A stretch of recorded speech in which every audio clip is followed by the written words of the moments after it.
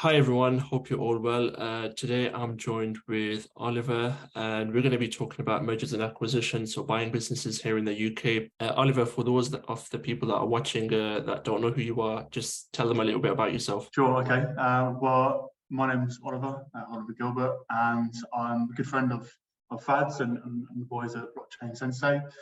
I acquired a manufacturing company just over 6 months ago, and have steadily been raising revenues and going after more deals as well. Cool. Now, what was it that made you get into M&A?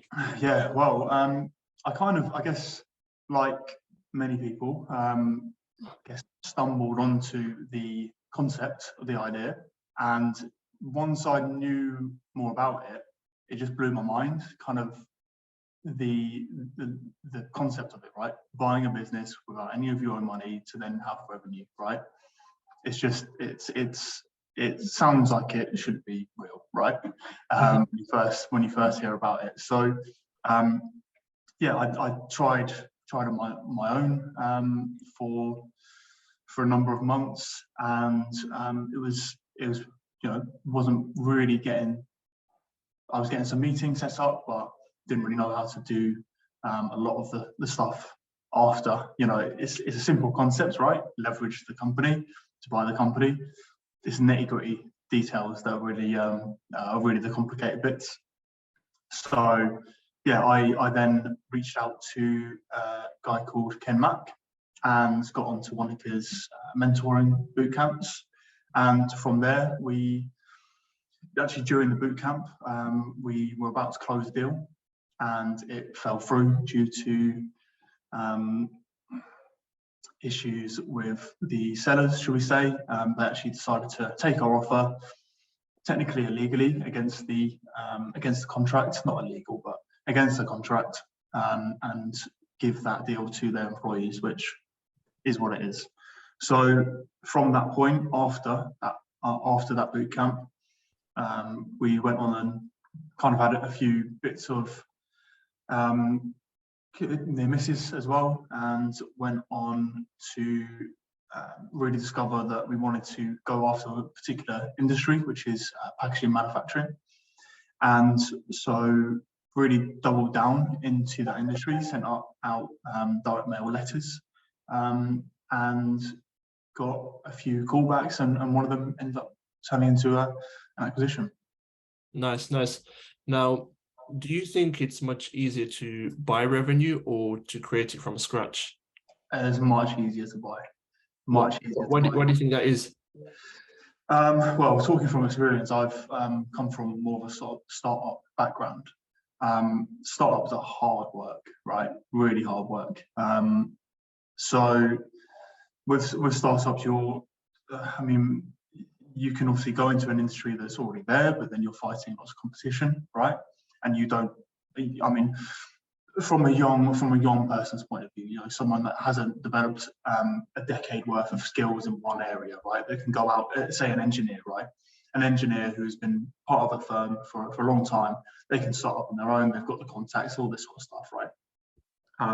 If you're a younger guy that hasn't built up those skills, haven't dedicated 10 years, shall I say, or so, to a particular industry, working for the man, then you have to kind of carve a market out for yourself. And that's hard work. It's you're constantly fighting with systems and processes as well. So you don't have the infrastructure in place. So you're not only are you building infrastructure, you're trying to get clients on board, then you're trying to service them. It's all these different things, which I'm doing now, but I have the infrastructure in place here. So this company is already making money. It has done for 30 odd years, right? It's not going down the toilet, It's very true. The statistics, don't lie, in that most companies started up within a year, don't make it. Within 5 years, most of them are completely gone, right? So to come into a company that's already making money, that has lasted through multiple recessions already, in a very solid industry, it's a no-brainer to me, really. Now, what was it that made you actually pick manufacturing, packaging and manufacturing, other than other sectors? Yeah, so particularly with manufacturing, I like because it's all real stuff, right?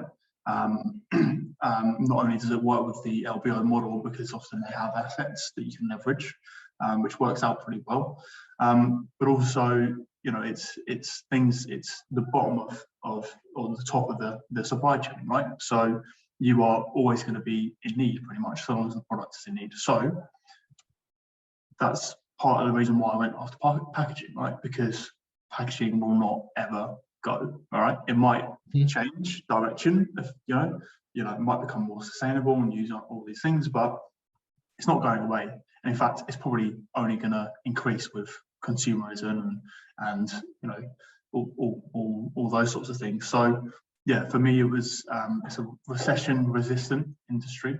It's making things and it's got assets to leverage. Now, I've been reading a lot about this, and I've been looking at the numbers, the data. I've even been speaking to brokers as well. And most businesses that are out there for sale, they don't sell just because they don't have any succession plan in place. They just expect their kids to take over the business, when most of the time their kids have got no interest in business. They want to party, they want to live inside of the matrix, whereas the few percentage want to escape the matrix. And it's just a shame, really, that most of these businesses, because they have no succession plan in place, they end up selling. And it's people like business buyers out there like myself, yourself, Ken Mac, who actually go out there, speak to these business owners, provide a solution for them, allow them to retire and have some money in the bank that they can enjoy for the rest of their life. And that way, the employees continue to have a job, customers continue to be able to be serviced through your business, and the economy keeps on growing. Yeah, for sure. Yeah, it's completely true. You know, it's in terms of, you know, a lot of people ask, well, why would someone sell their business to you? You know, it's for exactly those reasons, right? They don't want to continue with the business. They want to retire most of the time, or they want to move on to something else. They don't have the succession plan in place. They don't have the drive to put it in place anymore. You know, so all these things make sense. It also, what I've found, one of the biggest limiting beliefs I had initially was, well, why would someone sell to someone with no experience in the industry, who's a young guy, all this sort of stuff. Two things. One, you have to surround yourself and have the right people in your team, i.e. Ken Mac for me, right? To really have that, not only to have the seller side be more comfortable because he's a very experienced business owner and manager, etc. But also to give me confidence as well that I can then present this team and yeah, I have more sort of clout, should we say, to my pitch when I'm trying to buy the company, right? So that's important. But one of the actually what I found saying that is that a lot of the older sellers are actually really happy to see a young, budding, driven person to come in and to build upon what they've built as well. You know, it's all, you could almost look at it as almost a see that as almost the succession plan for them. You know, they have children that don't want to run the business, so here's a young guy that could be kind of like that. I'm not saying that's exactly how it is, but there could be something in that, and I do hear that a lot actually. Some sellers aren't like that, but actually the majority have been like, oh yeah, I'm really excited that you're excited about this, and you seem like a good fit for carrying on the business. How are you managing sellers' expectations with regards to the multiple? Because you'll have some sellers where they'll be like, I've worked in this business for like 30, 40, 50 years and I want a 10x multiple, whereas some others will want a 5x multiple. And how are you managing the expectations, whereas not to overpay, but to give a fair price? Yeah, I like to give a fair price. I think it's only fair, to be honest. I don't know if that's necessarily the best business decision, but I think particularly in this early stage as well, where we're continuing to work with the seller as well, over longer periods of time. But however, yes, if they're asking for silly multiples, it's just not going to work out, and you just have to give them the data, right? There's all sorts of data aggregators that there's one specifically for packaging, and you just have to say, well, okay, so you want this, but you don't have this, you don't have that, you don't have that, and this company sold for this, and they do have this. So and working with brokers, there are some really good seller brokers out there. They do like to inflate the price for sure. So you do have that kind of, it's a bit of a battle, but you just have to be just show them the data. Don't be a dick about it, just say this is how it is. Yeah, 100%, because some sellers will want a high price, you want at this price, and it's sort of meeting them in the middle as to if a deal can be worked out. Now, how is it that you're actually structuring these deals? Yeah, so we often, it depends on what we can leverage, right? In a deal that is, I've had a call today, broker today, that has pretty much confirmed that we've had a deal accepted. How it's working out is we will leverage the debtor book and the assets, the stock and machinery, and we'll get an asset-backed loan, which basically encompasses all of the assets at that time. We'll get about 80% on the value of that. So we'll use that as part of the down payment. We'll then need either a top-up loan or an investor to come in for around about 100k, 80 to 100k, and then the rest is deferred over 3 years. Now, actually, in this instance, it's a very specialised business, and the seller has been in the company for 40 years, right? He was an employee, acquired the company or bought the shares over time, and he's very, very specialised, and he's got a bit of a bottleneck.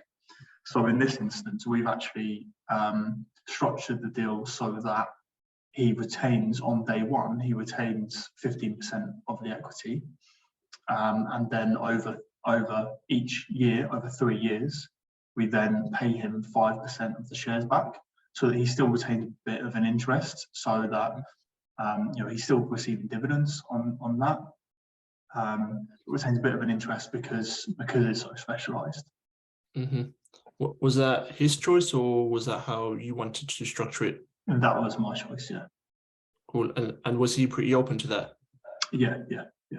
Yeah, cool. Now, how are you seeing multiples drive down over the next 12 to 24 months with this recession looming, cost of living, everything seems to be going up, on top of staff wanting pay rise as well. How are you expecting those multiples to sort of come down? Yeah, well, I think it is always going to be it's going to take time for it. It's not going to be overnight that we're going to see multiples drop. I think it will be led by the big boys, particularly. I think it would, as the data comes through from the bigger deals, we'll start to see it trickle down into the smaller ones as well. But in terms of multiples dropping, it's just going to have to be the way, really, for reasons that you just mentioned. Businesses won't be as sellable, so the multiples will have to drop, and some sellers will be holding out for the best deal, and that's their choice. But others want to get out, and a lot of them do just want to get out. So that there will be a time where, it might be that if you think the business is, could lose some profit over some time, you're going to have to represent that very well.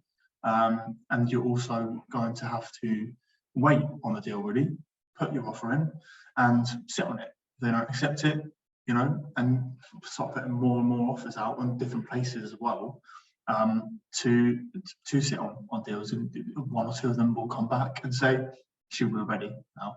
So that's how we'll start seeing it. We'll start trickling down. Most people look at this and say, buying a business seems to be pretty easy, but the most important part is actually running the business and having the first 90 days of game plan in place to make sure that nothing collapses, everything is running smoothly. So with your recent acquisitions, how have you sort of done that with regards to your first 90 days game plan? How has that gone? And what sort of stuff do you sort of implement in those businesses? Yeah. First of all, I'd say that it's not that simple. It sounds simple to buy a business. It's not that simple. But onto your actual question, it's about finding the right opportunities within the business. So, for example, with this business, we took it when we took it on. There was about 180 grand in orders to be to go through production, right, on the order book, right. However, we can only get through a very small amount of that, right? And then there's always more orders coming in. So I took one look at it and went, okay, well, if we want to raise our revenue, we want to get through our orders faster. So I got more production staff in, and we've massively increased revenue already. So the company that I'm East Anglian Fine Moulder, the first company that I've acquired and the one that I'm sitting in right now, very consistently year on year, about 650 to 700k per year. We are on track to about 1.3, 1.5 in the first year. Just by finding more opportunities, by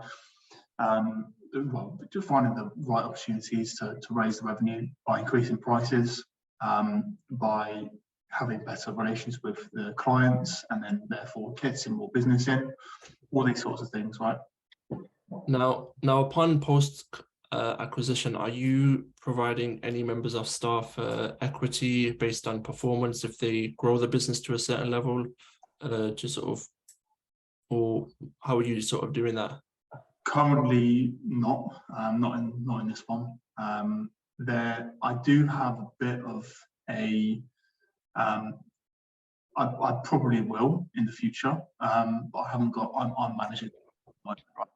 So there's no one in the company at the moment who could take over my job role. I have got someone in mind, a really smart switch-on engineer that works every Friday. He works for one of the biggest aerospace manufacturers, but he comes in pretty much every Friday to work on our efficiencies and all this sort of stuff. So he said that he would happily come on full time, and so there might be some sort of conversation with him, but that'll be some time in the future. Now, it probably leads me on to my final question. What is the end goal? Is it a number that you have in mind that I want to hit this number and then I'm done, or is it just continuing until you retire and then hopefully one day you sell out to one of the big boys like KKR, private equity? Yeah. At the moment, there's no real set goal. I could say that I want to build a multi-billion dollar company. To be honest, I think where I'm at right now in this company, we're probably looking at building up to 100 200 mil revenue, and then selling to a PE sort of company. That seems to be the right sort of level. However, how many years that takes, I'm not sure. It depends on how fast things move, really. How well we can scale, really. That's one thing that I'm really trying to forward project, is how we scale, because it's not as easy as just, I'll get a manager, do this, do that, and buy loads of companies. It's not quite as easy as that. So I'm looking at procession plan really already. I'm looking at improving operations, systemizing the business as much as possible so that everyone in the company can have more power to make better decisions, right? That's really important for scale.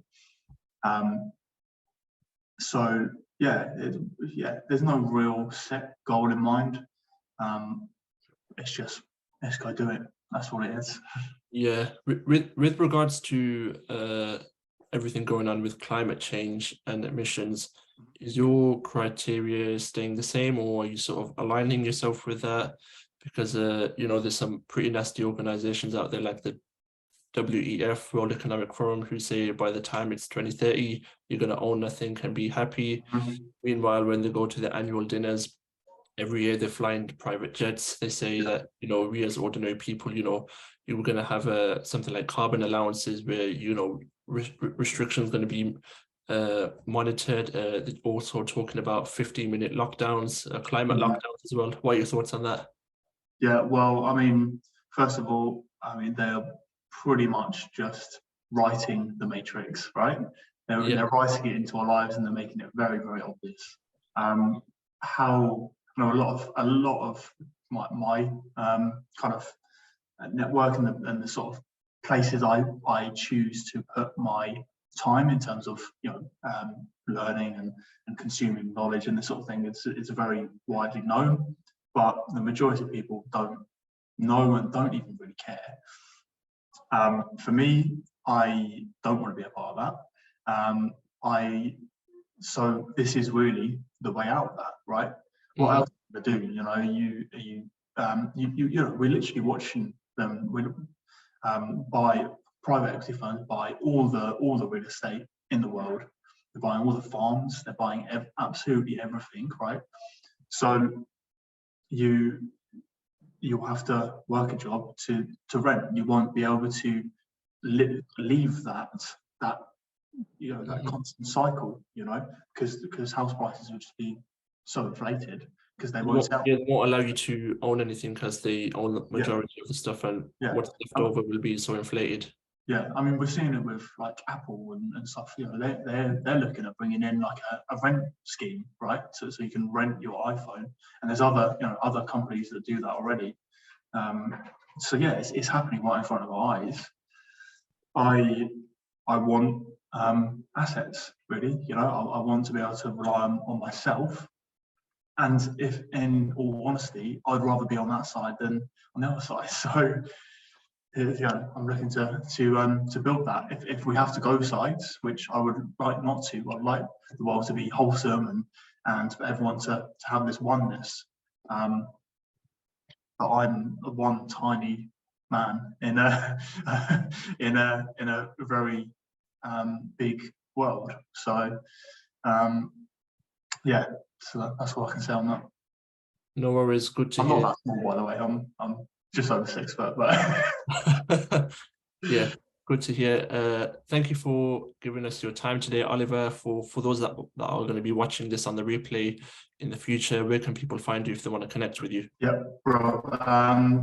Instagram's fine, or LinkedIn. You can find me, Oliver M. Gilbert. That's probably best. Cool. We'll hope you guys enjoyed this episode today, first of many, and hope 2023 is a year of acquisitions and building groups and selling to PE. Definitely, man. Let's go get it.